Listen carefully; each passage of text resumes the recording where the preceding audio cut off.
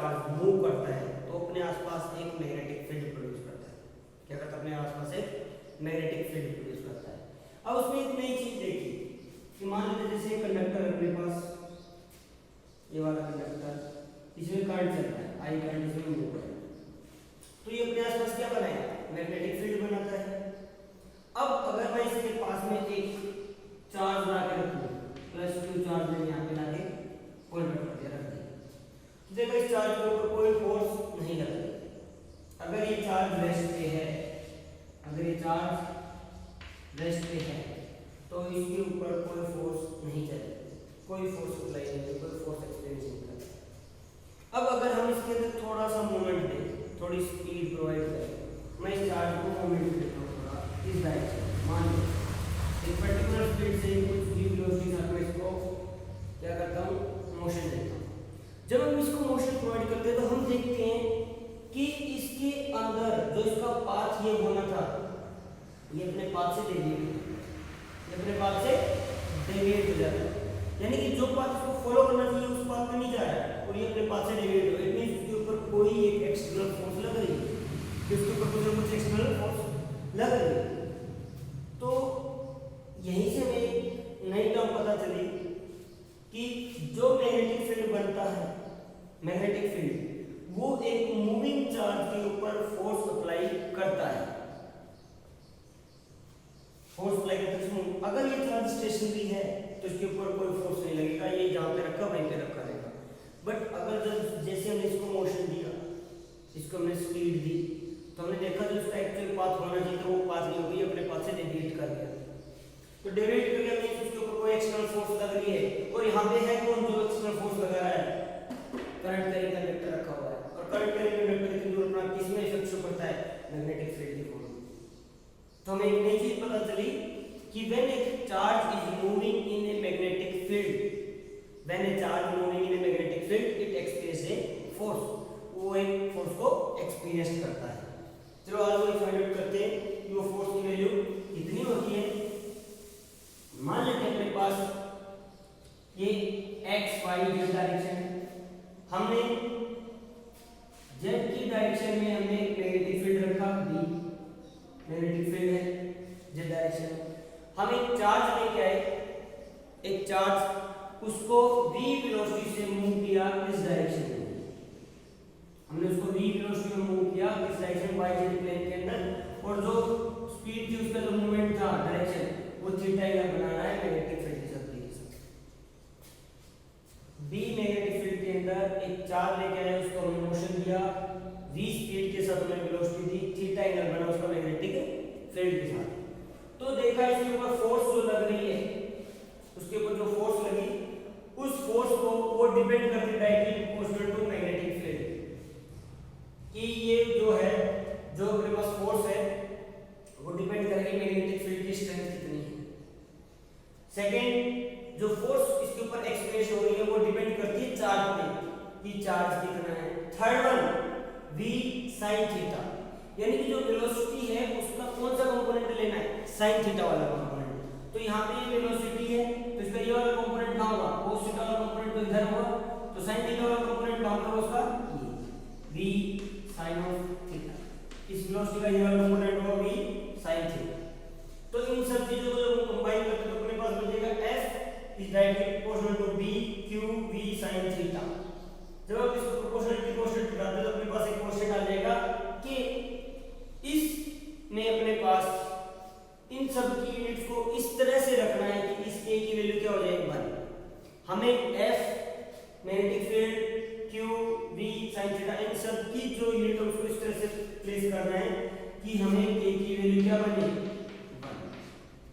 अगर a की value कल 1 हो गई तो फोर्स की वैल्यू होगी अपने पास b q v sin theta, b q v sin theta, ये फोर्स की वैल्यू, इसको बोलते हैं मैग्नेटिक लोरेंज फोर्स। इस फोर्स को बोलते हैं मैग्नेटिक लोरेंज फोर्स। इसकी value b q v sin theta. अब हमें पता है कि q क्या है? कांस्टेंट है, fixed value 1 coulomb 10 coulomb 20 coulomb. B और वी वेरिएबल होते हैं, तो बी वी साइन थीटा को मैं अगर लिखूं देखा जाए तो बी वी साइन थीटा क्या होगा, ये क्रॉस प्रोडक्ट हो रहा है क्योंकि बी वी वेक्टर है डी वी वेक्टर है, तो मैं इसको थोड़ा सा चेंज कर देते हैं, तो अपने पास वेक्टर फॉर्म में फोर्स का formula q b cross v, ये क्या है अपने पास vector form of magnetic Lorentz force, यानी वो बोलते हैं magnetic force on a moving charge in vector form F equals to q b cross v. अब बात आती है अपने पास इस फोर्स की डायरेक्शन क्या होगी, अब बात आती है इस फोर्स की डायरेक्शन क्या होगी, तो हमने फ्लेमिंग लेफ्ट हैंड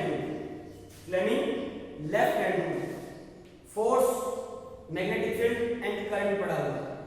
अब चार्ज जिस डायरेक्शन में मूव करेगा, पॉजिटिव चार्ज के बाद जिस डायरेक्शन में चार्ज मूव करेगा करंट तो उसी डायरेक्शन में होगा, यानी कि मैं लेफ्ट हैंड को ये क्या मैग्नेटिक फील्ड की डायरेक्शन में रखूं, फर्स्ट फिंगर मिडिल फिंगर को स्पीड की डायरेक्शन वेलोसिटी की डायरेक्शन में, तो थंब क्या देगा हमें फोर्स की डायरेक्शन। यहां पे देखिए ये अपने पास किसकी मैग्नेटिक फील्ड, ये किसकी डायरेक्शन है v sin थीटा वाला कंपोनेंट, तो ये क्या आएगा थंब किसकी डायरेक्शन देगा फोर्स की, तो यहां पे ये x एक्सिस जो है अपने पास 90 डिग्री आ रहा है, तो फोर्स की डायरेक्शन क्या होगी, क्या होगी फोर्स की डायरेक्शन बाहर की तरफ, फोर्स कहां लगेगा यहाँ पे बाहर की तरफ, यानी कि ये जो चार्ज ऐसे जा रहा था ये चार्ज ऐसे नहीं जाके बाहर की तरफ ऐसे आ जाएगा, ऐसे आ जाएगा, इसको जाना चाहिए बिल्कुल स्ट्रेट इस तरह से, लेकिन ये क्या करेगा ये इस तरह से बाहर आ जाएगा, इसके ऊपर फोर्स कहां लगी है बाहर की तरफ x डायरेक्शन में, तो ये ऐसे जाता है ऐसे बाहर की तरफ ऐसे हो जाएगा, इस तरह से ये अपने पास पाथ को डेविएट करते हैं। इसके अलावा एक आता है right hand palm rule, right hand palm rule, इसमें हम क्या करते हैं जो अपने पास फिंगर्स है, तो अपने पास फिंगर्स है, फिंगर्स को किसकी डायरेक्शन में रखना है डी की डायरेक्शन में, और थंब को अपने पास किसकी डायरेक्शन में रखना है स्पीड v sin थीटा, तो जो पाम है पाम का जो फेस है वो किसकी डायरेक्शन देता है फोर्स की डायरेक्शन, पाम का जो फेस है वो किसकी डायरेक्शन देता है फोर्स, अदरवाइज हमें डायरेक्ट पता है b क्रॉस v, b की तरफ फिंगर्स प्लेस करो, उसको q की तरफ राउंड करो, जो थंब की डायरेक्शन आएगी वो क्या देता है अपने पास डायरेक्शन ऑफ फोर्स, ठीक है। तो ये तो अपने पास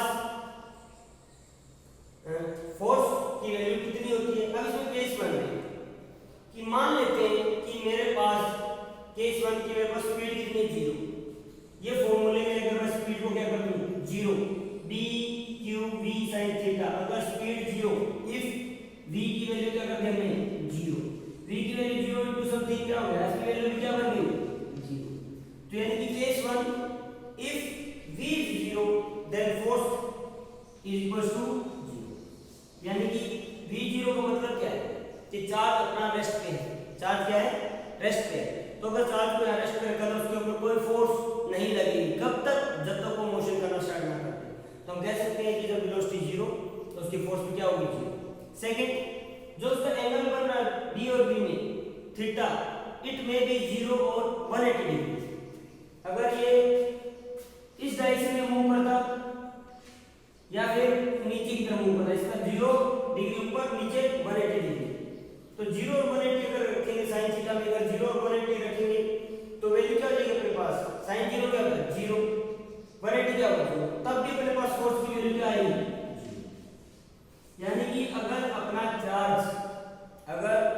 चार्ज मैग्नेटिक फील्ड की डायरेक्शन में मूव करता है या उसके अपोजिट डायरेक्शन में मूव करता है तो उसके ऊपर बनने वाली फोर्स कितनी होगी 0, जैसे कि ये मेरे पास d की वैल्यू डायरेक्शन है मैग्नेटिक फील्ड की डायरेक्शन, और जो मेरा चार्ज है वो इसी डायरेक्शन में मूव कर रहा है, तो फोर्स कितनी 0, अगर इसके अपोजिट मूव कर रहा है तब भी फोर्स कितनी 0 ही होगी, ठीक है बच्चों।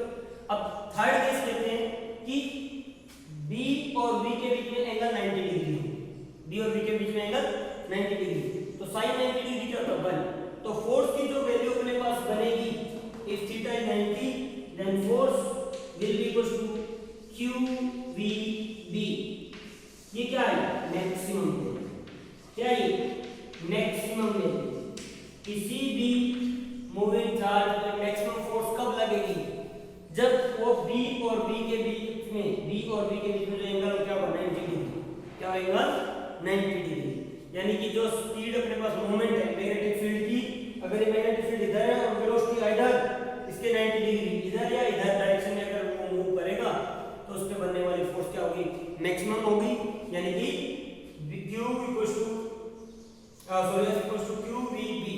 The maximum value of the magnetic force on a moving charge, ये मैग्नेटिक फोर्स।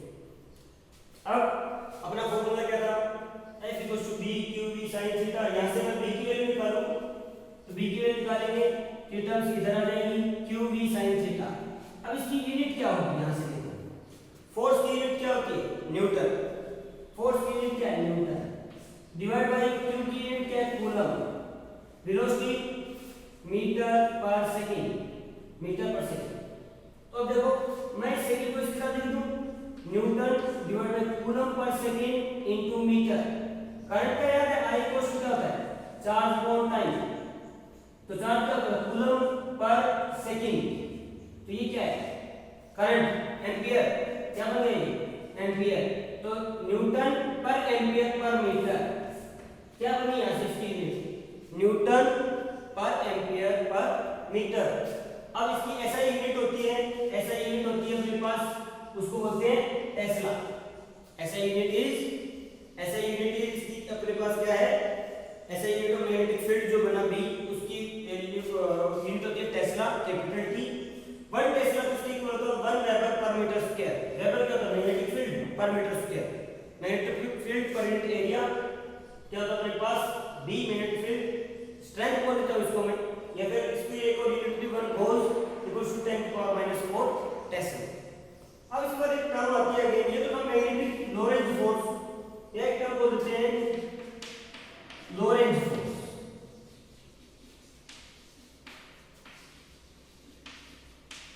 लोरेंज फोर्स, एक और टर्म क्या बोलते हैं इसको, लोरेंज फोर्स।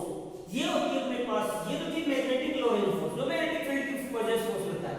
अब अगर ये जो चार्ज मैंने रखा मैग्नेटिक फील्ड में, ये पहले से वहां पे भी एक इलेक्ट्रिक फील्ड बना, अगर वहां पे पहले से एक इलेक्ट्रिक फील्ड भी बना, तो इलेक्ट्रिक फील्ड कितनी फोर्स लगाता है भाई, अगर कोई मैंने चार्ज वहां पे रखा, कुछ भी मोशन किया, चार्ज रखा, तो उसमें मैंने इलेक्ट्रिक फील्ड फोर्स लगाता है।